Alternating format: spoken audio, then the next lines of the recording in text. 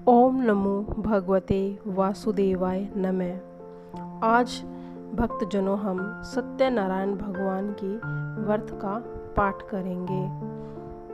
वर्ष भर में जितनी भी पूर्णमासी होती है, इन सभी में सत्यनारायण व्रत करें, कथा सुने, प्रसाद ग्रहण करें और एक समय भोजन करें। कभी कभी साल में 13 महीने भी होते हैं, जिसे अधिक मास के नाम से जाना जाता है। इस व्रत को कम से कम 1 वर्ष तक जरूर करना चाहिए, तब व्रत का उद्यापन करें। पूजा की सामग्री: केले के खंबे, आम के पत्ते, पंचपल्लव, सोने की प्रतिमा, कलश, यज्ञोपवीत, पंचरत्न, वस्त्र, चावल, कपूर, गुलाब का फूल, धूप, दीप, पुष्पों की माला, तुलसी दल, श्रीफल आदि। विधि: सत्यनारायण भगवान का व्रत करने वाला पूर्णिमा व संक्रांति के दिन सायकाल को स्नान आदि से निवृत्त होकर पूजा स्थान में आसन पर बैठकर श्रद्धापूर्वक श्री गणेश, गौरी, वरुण आदि सब देवताओं का ध्यान करके पूजन करें और संकल्प करें कि मैं सत्यनारायण स्वामी का पूजन तथा श्रवण करूँगा। पुष्प हाथ में लेकर नारायण का ध्यान करें। यज्ञोपवीत पुष्प, धूप, नैवेद्य आदि से मुक्त होकर स्तुति करें। मैंने श्रद्धापूर्वक फल, जल आदि सब सामग्री को आपको अर्पण की है, इसे स्वीकार कीजिए, मेरा आपको बारंबार। इसके बाद सत्यनारायण की कथा का पाठ करना चाहिए। सत्यनारायण व्रत: एक बार नैमिषारण्य तीर्थ में शौनकादि 88,000 ऋषियों ने श्री सुत जी से पूछा, हे प्रभु, इस कलयुग में वेद विद्या रहित मनुष्य को प्रभु भक्ति किस प्रकार मिलेगी तथा उनका उद्धार कैसे होगा? इसीलिए हे मुनि श्रेष्ठ, कोई ऐसा व्रत कहिए जिससे थोड़े समय में पुण्य प्राप्त होवे तथा मनवांछित फल मिले। वह कथा सुनने की हमारी इच्छा है। सर्वशास्त्र ज्ञाता सुत जी बोले, हे वैष्णवों में पूज्य, आप सबने सर्व प्राणियों के हित की बात पूछी है। अब मैं उस श्रेष्ठ व्रत को आप लोगों से कहूँगा, जिस व्रत को नारद जी ने लक्ष्मी नारायण से पूछा था। एक समय योगी राज नारद जी दूसरों के हितों की इच्छा से अनेक लोकों में घूमते हुए मृत्यु लोक में पहुँचे। वहाँ बहुत योनियों में जन्मे हुए प्राय सभी मनुष्य को अपने कर्मों द्वारा अनेक दुखों से पीड़ित देखकर सोचा कि किस यत्न के करने से निश्चय ही इनके दुखों का नाश हो सकेगा। ऐसा मन में सोचकर विष्णु लोक को गए। वहाँ श्वेत वर्ण और 4 भुजा वाले देवों के ईश नारायण को जिनके हाथ में शंख, चक्र, गदा और पद्म थे, वरमाला पहने हुए थे, देखकर स्तुति करने लगे, हे भगवान, आप अत्यंत शक्ति को संपन्न हैं, मन तथा वाणी भी आपको नहीं पा सकती। आपका आदि, मध्य और अंत नहीं है। निर्गुण स्वरूप सृष्टि के कारण भूत व भक्तों के दुखों को नष्ट करने वाले हो, मेरा आपको नमस्कार। नारद जी के इस प्रकार की स्तुति सुनकर विष्णु बोले कि हे मुनि श्रेष्ठ, आपके मन में क्या है? आपका यहाँ किस काम के लिए आगमन हुआ है? निसंकोच कहो। तब नारद जी बोले, मृत्यु लोक में सब मनुष्य को अनेक योनियों में पैदा हुए हैं, अपने अपने कर्मों के द्वारा अनेक प्रकार के दुखों से दुखी हो रहे हैं। हे नाथ, मुझ पर दया रखते हो तो बतलाइए कि उन मनुष्यों के सब दुख थोड़े ही प्रयत्न से कैसे दूर हो सकते हैं। श्री भगवान जी बोले, हे नारद, मनुष्य की भलाई के लिए तुमने बहुत अच्छी बात पूछी है। जिस काम के करने से मनुष्य मोह से छूट जाता है, मैं वह कहता हूँ, सुनो। बहुत पुण्य देने वाला स्वर्ग तथा मनुष्य लोक में दोनों में दुर्लभ एक उत्तम व्रत है। आज मैं प्रेमवश होकर तुमसे कहता हूँ। सत्यनारायण का यह व्रत अच्छी तरह विधान पूर्वक करके मनुष्य तुरंत ही यहाँ सुख भोग कर मरने पर मोक्ष को प्राप्त करता है। श्री नारायण के वचन को सुनकर नारद जी बोले, उस व्रत का क्या फल है, क्या उसका विधान है, किसने वह व्रत किया है और किस दिन यह व्रत करना चाहिए। भगवान बोले, दुख शोक आदि को दूर करने वाला, धन धान्य को बढ़ाने वाला और संतान को देने वाला यह व्रत है। सुत जी बोले, हे ऋषियों, पहले समय में इस व्रत को किया उसका वृतांत कहता हूँ, ध्यान से सुनो। सुंदर काशीपुरी नगरी में एक निर्धन ब्राह्मण रहता था। वह भूख और प्यास से बेचैन होकर नित्य ही पृथ्वी पर घूमता था।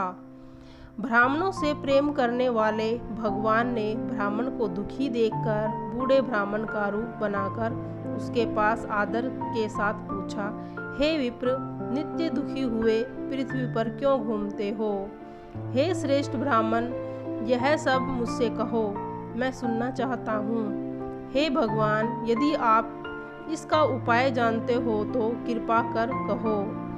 वृद्ध ब्राह्मण बोला, सत्यनारायण भगवान मन वांछित फल को देने वाले हैं, इसीलिए हे ब्राह्मण, तू उसका पूजन कर, जिसके करने से मनुष्य के सब दुखों का नाश होता है। ब्राह्मण के व्रत का सारा विधान बताकर बूढ़े ब्राह्मण का रूप धारण करने वाले सत्यनारायण भगवान अंतर्ध्यान हो गए। जिस व्रत को ब्राह्मण ने बतलाया है, मैं उसको जरूर करूँगा, ऐसा निश्चय कर उस ब्राह्मण को नींद नहीं आई और वह सवेरे उठा। सत्यनारायण के व्रत का निश्चय कर भिक्षा के लिए चला गया। उस दिन भिक्षा में बहुत सा धन मिला, जिससे बंधु बांधवों के साथ उसने सत्यनारायण का व्रत किया। उसके करने से वह ब्राह्मण सब दुखों से छुटकारा और अनेक प्रकार की संपत्ति से युक्त हुआ। उस ब्राह्मण से वह ब्राह्मण हर मास व्रत करने लगा। इस तरह नारद जी ने सत्यनारायण का कहा हुआ यह व्रत तुमसे कहा। हे विप्र, अब और क्या कहूँ?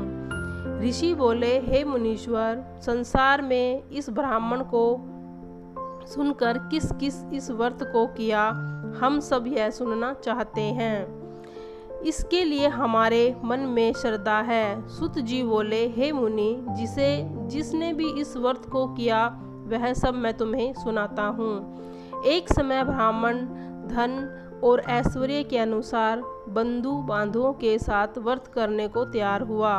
उसी समय एक लकड़ी बेचने वाला बूढ़ा आदमी आया और वह लकड़ियों को रखकर ब्राह्मण के मकान में गया। प्यास से दुखी लकड़हारा उसको व्रत करता देख ब्राह्मण को नमस्कार कर कहने लगा, यह आप क्या कर रहे हैं और इसके करने से क्या फल मिलता है? कृपा करके मुझसे कहो। ब्राह्मण ने कहा, सब मनोकामनाओं को पूर्ण करने वाला यह सत्यनारायण भगवान का व्रत है। इसकी ही कृपा से मेरे यहाँ धन धान्य आदि की वृद्धि हुई है।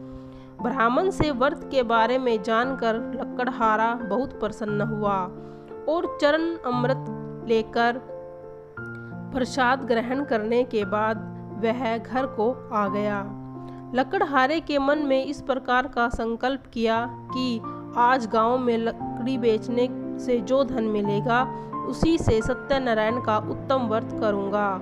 यह मन में विचार कर वह बूढ़ा लकड़हारा लकड़ियां और अपने सिर पर रखकर जिस नगर में धनवान लोग रहते थे वहां को गया। उस रोज वहां पर बूढ़े को उन लकड़ियों का दाम पहले दिनों से चौगुना मिला। तब वह बूढ़ा लकड़हारा दाम लेकर अति प्रसन्न हुआ। पक्के केले की फली, शक्कर, घी, दूध, दही, गेहूं का चूर्ण इत्यादि सत्यनारायण भगवान की व्रत कुल सामग्रियों को लेकर वह घर को चला गया। फिर उसने अपने भाइयों को बुलाकर विधि के साथ भगवान जी का पूजन और व्रत किया। इस व्रत के प्रभाव से बूढ़ा लकड़हारा धन धान्य आदि से युक्त हुआ और संसार में समस्त सुखों को भोगता हुआ बैकुंठ को चला गया। अब है तीसरी कथा। सुत जी बोले, हे श्रेष्ठ मुनि, अब आगे की कथा कहता हूँ, सुनो। पहले समय में उल्का नाम का एक बुद्धिमान राजा रहता था। वह सत्यवक्ता और जितेंद्रिय था। प्रतिदिन देव स्थानों में जाता और गरीबों को धन देकर उनके कष्टों को दूर करता था। उसकी पत्नी कमल के समान मुख वाली और सती साध्वी थी। भद्रशील नदी के तट पर उन दोनों ने सत्यनारायण देव का व्रत किया। उस समय एक साधु वैश्य आया और उसके पास व्यापार के लिए बहुत सा धन था। वह नाव के किनारे पर ठहरा और राजा के पास गया। राजा को व्रत करते देख विनय से पूछने लगा, हे राजन, भक्ति युक्त चित्त में यह आप क्या कर रहे हैं? मेरी सुनने की इच्छा है, सो आप मुझे बताइए। राजा बोला, हे साधु, अपने बंधुओं के साथ पुत्र आदि की प्राप्ति के लिए यह शक्तिमान सत्यनारायण व्रत का पूजन किया जा रहा है। राजा के वचन को सुनकर साधु आदर के साथ बोला, हे राजन, मुझसे इसका विधान कहो। मैं भी इस कथा के अनुसार इस व्रत को करूँगा। मेरी कोई संतान नहीं है, इससे निश्चय होगी। राजा के सब विधान को सुनकर व्यापार से निर्वृत्त होकर आनंद के साथ घर गया। साधु ने अपनी स्त्री को संतान देने वाले इस व्रत का समाचार सुनाया और कहा, जब मेरी संतान होगी तब इस व्रत को करूँगा। एक दिन उसकी स्त्री लीलावती पति के साथ आनंदित होकर सांसारिक धर्म में प्रवृत्त होकर सत्यनारायण भगवान की कृपा से गर्भवती हो गई। 10वें महीने उसके गर्भ से कन्या का जन्म हुआ। दिनों दिन वह कन्या बढ़ने लगी और शुक्ल पक्ष की तरह बढ़ती चली गई। कन्या का नाम था कलावती। जब लीलावती ने मीठे शब्द में अपने पति से कहा, आपने जो संकल्प लिया था वह आपने पूरा नहीं किया। भगवान का व्रत करूँगा, तो अब उस व्रत को पूर्ण कीजिए। साधु बोले, हे प्रिय, अब इसके विवाह पर मैं यह व्रत को करूँगा। इस प्रकार अपनी पत्नी को आश्वासन देकर वह नगर को चला गया। कलावती पितृगृह में वृद्धि को प्राप्त हुई। साधु ने जब नगर में अपनी सखियों के साथ पुत्री को खेलता देखा तो दूत को बुलाकर पुत्री के वास्ते कोई सुयोग वर देखकर लाओ। राजा साधु की आज्ञा पाकर दूत कंचन नगर जा पहुंचा और बड़ी खोज के साथ देखभाल कर लड़की के लिए सुयोग्य वणिक पुत्र ले आया। उस योग्य लड़के को देखकर साधु के मन में अपने पुत्र बंधुओं सहित प्रसन्नचित अपनी पुत्री का विवाह उसके साथ कर दिया। किंतु दुर्भाग्यवश वह विवाह के समय भी उस व्रत को करना भूल गया।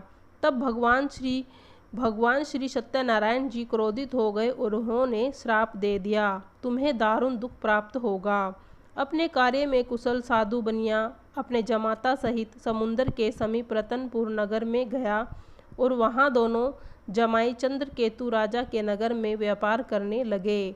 एक रोज भगवान सत्यनारायण की माया से प्रेरित होकर चोर राजा का धन चुराकर भाग रहा था, किंतु पीछे से राजा के दूतों को आकर देखकर चोर ने घबराकर भागते हुए राजा के धन को वहीं चुपचाप रख दिया जहां पर वे दोनों सास ससुर और जमाई ठहरे हुए थे। जब दूतों ने साधु वैश्य के पास इस धन को देखा तो उनको बांधकर राजा के समीप ले गया। हमने दो चोर पकड़े हैं, देखकर आज्ञा दें। तब राजा की आज्ञा से उनको कठिन कारावास में डाल दिया। उनका धन धान्य सब कुछ छीन लिया। सत्यनारायण भगवान के श्राप के द्वारा उनकी पत्नी भी घर पर बहुत दुखित हुई। घर में जो धन रखा था वह चोर चुरा कर ले गया। शारीरिक व मानसिक पीड़ा को भुगतती हुई वे बहुत ही दुखी रहने लगी। एक बार ब्राह्मण उनके घर आया और उसकी पुत्री कलावती थी। कलावती को देखकर वह कहने लगा कि तुम इतनी दुखित क्यों हो। तब वह माता कहने लगी कि हम बहुत से दुखों का भोग कर रहे हैं। हे माता, मैंने एक ब्राह्मण के घर श्री सत्यनारायण भगवान का व्रत देखा है। कन्या के वचन को सुनकर लीलावती सत्यनारायण भगवान की तैयारी में लगी। लीलावती ने अपने परिवार और बंधु सहित उस व्रत का पूजन किया। वर मांगा कि मेरे पति और दामाद सकुशल घर आ जावें, और उनसे प्रार्थना की कि जो हमसे अपराध हुआ है उसको क्षमा करो। श्री नारायण भगवान इस व्रत से संतुष्ट हो गए और राजा चंद्रकेतु के स्वप्न में दिखाई दिए और कहा, हे राजन, तुमने दोनों वैश्य ब्राह्मणों को जो पकड़ा है उनको तुरंत छोड़ दो और उनसे जो धन प्राप्त हुआ था उनको वापस कर दो, नहीं तो तुम्हारा धन, राज्य, पुत्र आदि सब नष्ट कर दूंगा। राजा के ऐसे वचन को सुनकर भगवान अंतर्ध्यान हो गए और प्रातःकाल राजा चंद्रकेतु ने सभा में अपने स्वप्न को सुनाया। फिर दोनों वणिक पुत्रों को कैद से मुक्त कराकर सभा में बुलाया। दोनों ने आते ही राजा को नमस्कार किया और राजा मीठे वचनों से बोले, हे महानुभावों, भाग्यवंश ऐसा ही कठिन दुख प्राप्त हुआ, मैं तुम्हें यहाँ से मुक्त करता हूँ। ऐसा कहकर राजा ने उनको नए नए आभूषण पहनाए और जितना धन उनका लिया था उतना 2 गुना देकर उनको वहाँ से विदा किया। दोनों अपने घर को चल दिए और इस प्रकार से वह खुशी खुशी रहने लगे।